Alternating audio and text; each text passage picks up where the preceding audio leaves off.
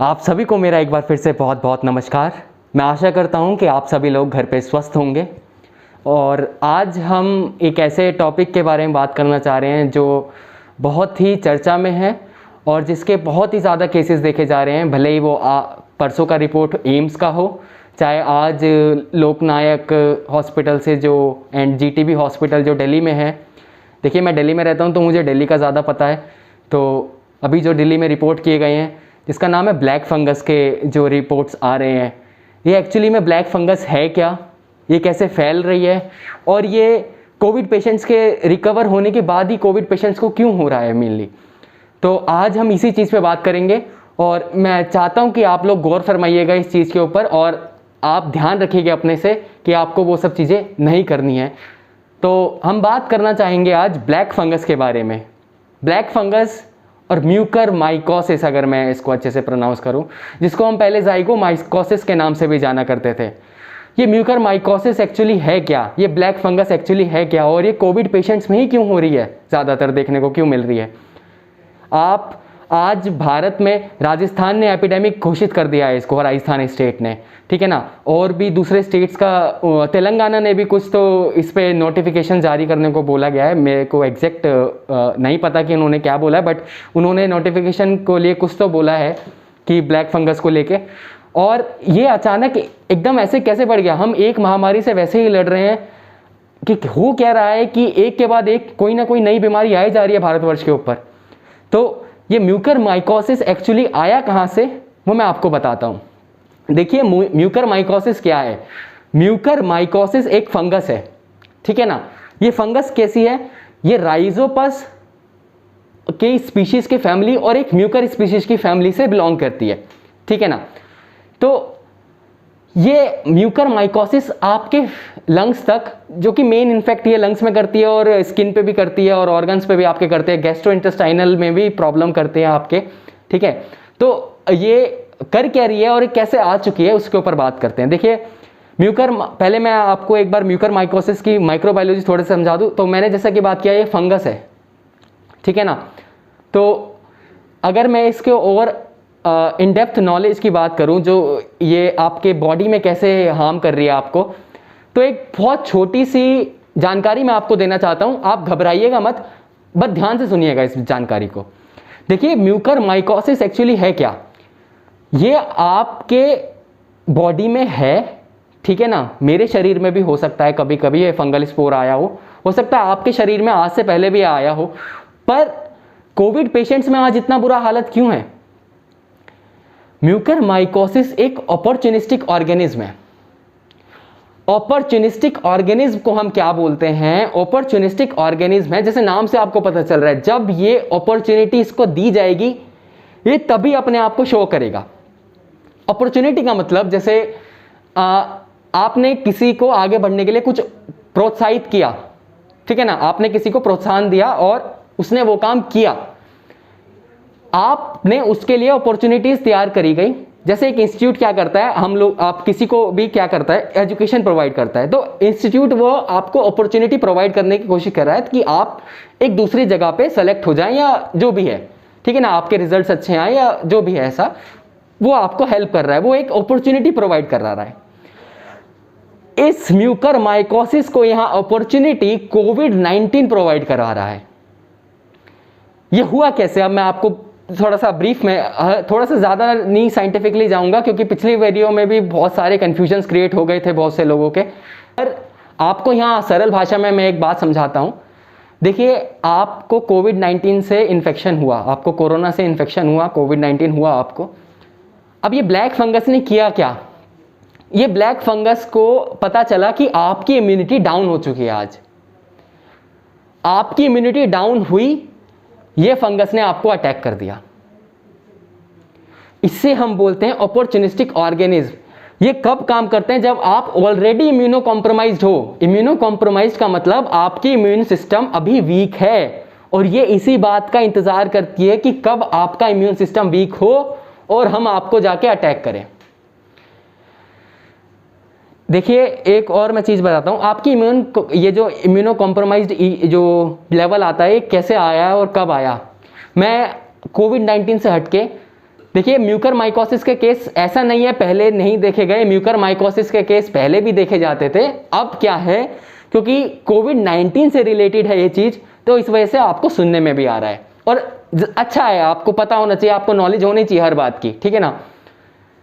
तो देखिए मैं अब आपको एक एग्जांपल देता हूँ। म्यूकर माइकोसिस के केस पहले कहाँ देखे जाते थे? एड्स पेशेंट्स जो होते हैं, HIV ह्यूमन जो इम्यून डेफिशिएंसी वायरस है, जब आपको ये इन्फेक्ट करता है, खुदा ना खास्ता आपको इन्फेक्ट करे HIV वायरस, बट किसी एड्स पेशेंट में जब ये HIV वायरस ग्रो कर रहा होता है, ठीक है ना, HIV से ही एड्स होता है, ठीक है। होता क्या है, उस पेशेंट की जो इम्यून सिस्टम है वो बहुत लो लेवल पे चली जाती है, उसके इम्यून सेल्स काम ही नहीं कर पाते हैं ढंग से, ठीक है ना। सेम केस जो ज़्यादा क्रोनिक चीज़ें होते हैं, फॉर एग्जांपल जैसे एक और केस मैं आपको बताता हूँ, जब ऑर्गन ट्रांसप्लांटेशन का बात आता है, ऑर्गन ट्रांसप्लांटेशन के टाइम पे भी हम आपको इम्यूनोसप्रेसेंट देते हैं। क्यों देते हैं? ताकि ऑर्गन रिजेक्शन को टाला जा सके। ऑर्गन रिजेक्शन एक बहुत बड़ी समस्या है। अगर सपोज आपका लीवर खराब हो गया, होता क्या है, लीवर अगर बहुत ज़्यादा डैमेज है तो लीवर को ट्रांसप्लांट कर दिया जाता है, दूसरे का लीवर आपको लगा दिया जाता है, ठीक है ना। उसमें भी ऑर्गन ट्रांसप्लांटेशन में भी ऐसा नहीं किसी का भी ऑर्गन आपको लगा दे, उसमें भी बहुत सारी चीज़ें रहती हैं, उस पर कभी बाद में बात करेंगे। बट ऑर्गन ट्रांसप्लांटेशन के टाइम पे भी हम आपको इम्यूनोसप्रेसेंट देते हैं। क्यों देते हैं? क्योंकि मैंने आपको पिछली वीडियो में बताया था, हमारी इम्यून सेल्स, हमारी बॉडी हर एक फॉरेन मटेरियल को पहचानती है। उसे ये पता है ये इस बॉडी का नहीं है, ये बाहर से आया है, भले ही ह्यूमन ही है, बट वो फिर भी उसको फॉरेन ही मानेगी, क्योंकि वो आपसे जुड़ी हुई नहीं है और वो उसको हार्म करेगी। वो उसको हार्म ना करे इसलिए हम उसको क्या देते हैं, अपनी पेशेंट को क्या दे देते हैं, इम्यूनोसप्रेसेंट्स दे देते हैं। इम्यूनोसप्रेसेंट नाम से पता चल रहा होगा, इम्यून सिस्टम को सप्रेस करने वाले, मतलब उसको लो करने वाले, ठीक है ना, उसके पावर को लो करने वाले, उसको हम बोलते हैं इम्यूनोसप्रेसेंट। ये ड्रग्स होते हैं जो हम आपको दे देते हैं, ठीक है ना। उसे हुआ क्या, आपके इम्यून सिस्टम वीक हो गए, लो हो गए, उसका काम दाम जो है वो सब लो चला गया। उस टाइम पे ये अपॉर्चुनिस्टिक माइक्रो ऑर्गेनिज्म आपको जाके हर्ट करते हैं, ठीक है ना। उस टाइम पे ये फंगल इन्फेक्शंस बहुत देखे जाते हैं, एड्स पेशेंट में भी देखे जाते हैं, और जब ऑर्गन ट्रांसप्लांटेशन के टाइम पे भी आते हैं तो उसमें भी बहुत खतरा रहता है कि कहीं म्यूकर माइकोसिस ना हो जाए, ठीक है ना। तो ये बीमारी नहीं है। आप कोई लोग ये सोच रहे हैं कि एकदम नई बीमारी आ गई है, ये एक और कुछ तो भारतवर्ष पे पता नहीं क्या ही चीज़ें खराब होती जा रही है, यहाँ पे एक के बाद एक नई बीमारी आती जा रही है। पहले स्ट्रेन्स दूसरे आते जा रहे हैं कोविड से रिलेटेड, अब नई बीमारियां आती जा रही हैं। आज ब्लैक फंगस आ गई, कल को कोई ब्राउन फंगस ना आ जाए। तो देखिए आ जाए, इसको तो मैं मना नहीं कर सकता कि कुछ भी हो सकता है, ठीक है ना, बट ये विश जरूर करता हूँ कि ऐसा कुछ ना आए। आप लोग स्वस्थ रहिए, हमें भी आपकी फिक्र है, आपको भी सब लोगों की फिक्र हो ही रही होगी घर पे भी। तो हम आज यही दुआ करते हैं कि ये चीज़ भी जल्दी से जल्दी यहाँ से चली जाए। अब एक्चुअली हो क्या रहा है, जब आपने इम्यूनोसप्रेसेंट दिए, आपकी इम्यून कॉम्प्रोमाइज हो गया इम्यून सिस्टम, उसके बाद आपको ये ब्लैक फंगस अटैक करती है, जो मैंने आपको बताया म्यूकर माइकोसिस, ठीक है ना। अब ये इन्फेक्ट करने के बाद आपकी क्या किया, मेनली ये लंग्स पे भी बहुत ज़्यादा अफेक्ट करती है, यहाँ पे भी जाके इन्फेक्शन करती है और आपके ऑर्गन्स तक पे इन्फेक्ट कर देती है। इवन पेशेंट्स की आइज तक निकालनी पड़ जाती है, क्योंकि फंगस बहुत ज़्यादा स्प्रेड करती है, ठीक है ना। अब मैं आपको ये बताता हूं कि कोविड-19 के पेशेंट के साथ ऐसा क्यों हो रहा है। देखिए आपको पता होगा कि डॉक्टर्स ने अनजाने से या जानबूझ के, देखिए जानबूझ के वर्ड ठीक नहीं लगता, बट अनजाने से ही बोलूंगा, आपको पता है रेमडेसिविर के साथ क्या हुआ है, ठीक है ना। रेमडेसिविर इज अ स्टेरॉइड, ठीक है ना, ये पेशेंट्स को लगाए गए, ठीक है। देखिए मैं ये नहीं बोलता कि रेमडेसिविर गलत इंजेक्शन है, देखिए हमारे पास या डॉक्टर्स के पास कोई भी दूसरा विकल्प होता तो वो यूज़ किया जाता और उससे कोई अच्छा विकल्प होता, लेकिन अभी हमारे को सिर्फ एक खतरा हो रहा था साइटोकाइन स्टॉर्म से। साइटोकाइन स्टॉर्म क्या होता है मैं बहुत जल्दी एक नई वीडियो बना दूंगा, क्योंकि साइटोकाइन स्टॉर्म एक अपने में ही बहुत बड़ा टॉपिक है। मैं ये वीडियो सिर्फ ब्लैक फंगस को के लिए बनाना चाहता हूं, तो साइटोकाइन स्टॉर्म के लिए मैं बाद में एक वीडियो बना दूंगा जिसमें आपको मैं बता दूंगा साइटोकाइन स्टॉर्म होता क्या है और ये एक्चुअली आता कहां से है, उसका काम क्या है, ये आया क्यों है हमारी बॉडी में। साइटोकाइन स्टॉर्म को रोकने के लिए हमने रेमडेसिविर जैसे स्टेरॉयड के इंजेक्शंस लगाए। ठीक है, रेमडेसिविर ने क्या है, स्टेरॉयड है, इसने किया क्या, और खासकर वो पेशेंट्स जो कोविड के जो डायबिटिक थे ऑलरेडी, उसके साथ क्या हुआ, स्टेरॉयड मॉलिक्यूल आपके अंदर ग्लूकोज का लेवल इंक्रीज कर देते हैं।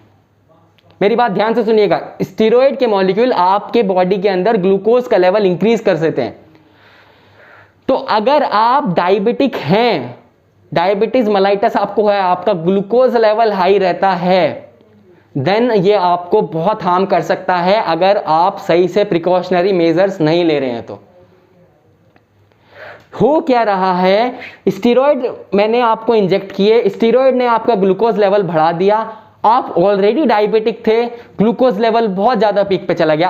हम उस कंडीशन को बोलते हैं हाइपर ग्लाइसेमिक कंडीशन। हाइपर मतलब ज्यादा, ग्लाइसेमिक मतलब ग्लूकोज का जो ग्लाइसेमिक कंडीशन मतलब ग्लूकोज का लेवल आपके बॉडीज में अब ज्यादा हो चुका है। इससे बचा कैसे जाता है, या आप पहले ये जानिए कि अब हो क्या रहा है। जैसे ही ग्लाइसेमिक कंडीशन ज्यादा होती है, हमारा सेल क्या, बॉडी क्या करती है, एक ग्लूकोज रिसेप्टर प्रोटीन्स तैयार करती है, जीआरपी प्रोटीन्स हम इन्हें बोलते हैं। ये सेल के ऊपर जाके एक्सप्रेस होते हैं और ग्लूकोज के मॉलिक्यूल्स को अंदर लेते हैं सेल के अंदर, ताकि या तो वो एनर्जी में वेस्ट होने लगे, कि मतलब या तो उससे एनर्जी बने ग्लूकोज से, या फिर हम उसको अपनी बॉडी के अंदर स्टोर कर लें, जो ग्लाइकोजन की फॉर्म में हम स्टोर करते हैं वो कर लें हम।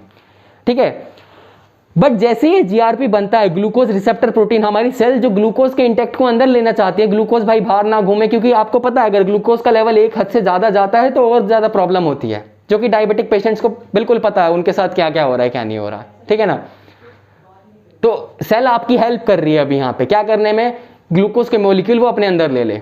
बट यहाँ हो क्या रहा है, जब opportunistic micro organism like black fungus, जो राइबोसोपस स्पीसीज की और म्यूकर स्पीसीज में देखने को मिलती है हमें, ये कर क्या रही है, ये अपने कोट एच जो प्रोटीन है इसका, वो जीआरपी के साथ बहुत टाइटली बाइंड करता है, जैसे कि ACE2 के साथ स्पाइक प्रोटीन बाइंड करता है।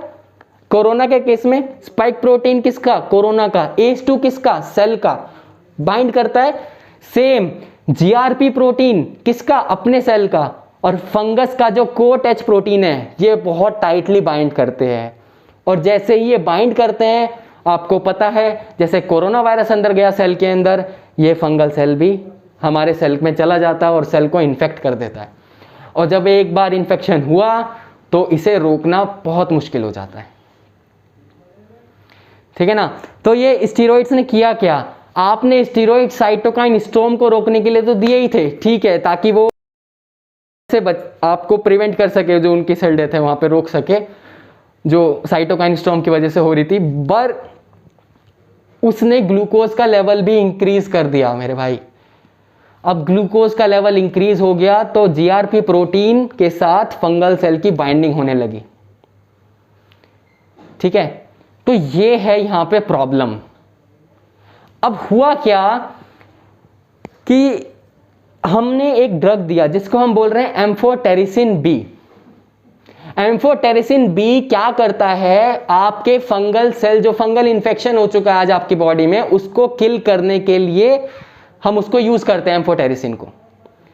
एम्फोटेरिसिन एक पॉलीकीटाइड है, ड्रग है, पॉलीकीटाइड ड्रग है, जो कि फंगल सेल के स्टेरॉल, फंगल सेल में भी स्टेरॉइड्स रहते हैं। ठीक है, फंगस है, आप ये समझ लीजिए फंगस है, फंगस के ऊपर ये सेल है, मान लीजिए सेल है फंगस की एक, इसके ऊपर यहाँ पे सेल वॉल होती है। ठीक है ना, जो सेल के अंदर जो मटेरियल है उसको प्रोटेक्ट करने के लिए हेल्प कर रही है। ठीक है, आपका घर कैसा रहता है, आप घर के अंदर है, ये घर की 4 दीवारें हैं ना, आपको प्रोटेक्ट किए हुए हैं ताकि आपके ऊपर सन की लाइट्स ना आ सके, बारिश ना आ सके। ठीक है, आंधी तूफानों से आपको बचा के रखती है। ठीक है, ये घर की 4 दीवारें। सेम सेल के साथ होता है, सेल के पास भी 4 दीवारें रहती हैं चारों तरफ उसके। ठीक है ना, इसे हम सेल वॉल कहते हैं फंगस में। फंगस के सेल वॉल में एक स्टेरॉल प्रेजेंट होता है जिसका नाम है एर्गोस्टेरॉल। ठीक है, आप वो सब छोड़िए, एर्गोस्टेरॉल बट होता है ये स्टेरॉइड, उसमें प्रेजेंट है स्टेरॉल मॉलिक्यूल। ठीक है ना, फंगस के अंदर एम्फोटेरिसिन बी इस स्टेरॉल को जाके रिकॉग्नाइज करता है, और जब ये अंडर एंटर करता है उसके बाद ये सेल में पोर बना के सेल को बस्ट कर देता है, एम्फोटेरिसिन।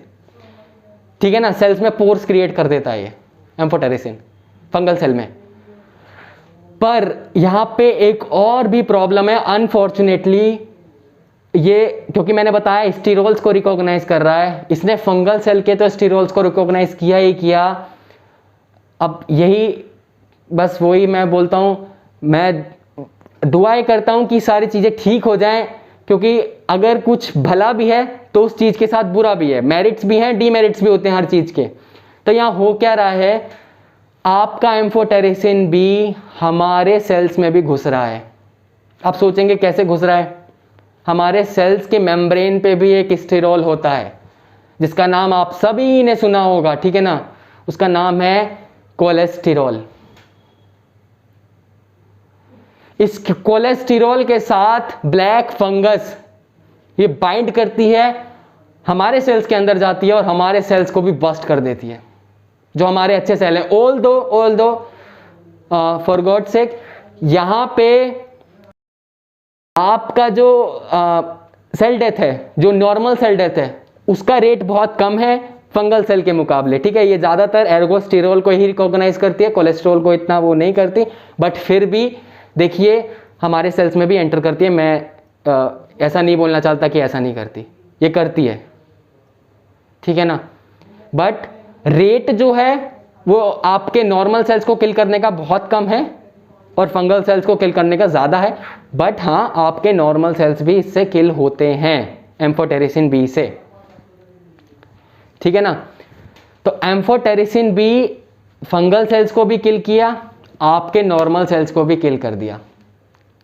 तो यहाँ पे हमारे को ड्रग्स के साथ जो प्रॉब्लम है वो ये है, और एक ही तरीका है अभी ड्रग्स के थ्रू ही हम इसको ठीक कर सकते हैं। बट आप अपनी सुरक्षा अपने ध्यान में रखिए। देखिए फंगल स्पोर्स भी कैसे जाएंगे आपकी बॉडी के अंदर, सेम उसी की तरह जाएंगे ना।